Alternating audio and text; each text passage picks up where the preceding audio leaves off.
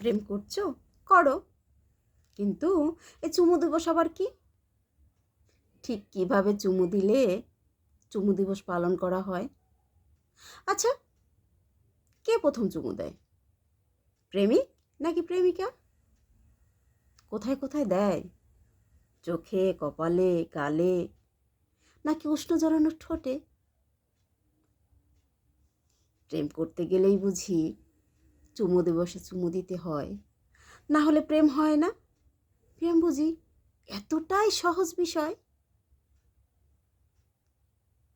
প্রেম তো অনুভব আর অনুভূতির বিষয়। ছাড়ো না এই ছোঁয়াছুঁয়ি, দুজনে একান্তে পাশাপাশি বসো না, চোখে রেখে চোখ। দেখবে মনের ভাব প্রকাশ করার জন্য অন্য কিচ্ছু নয়, চোখের দৃষ্টি যথেষ্ট হয়।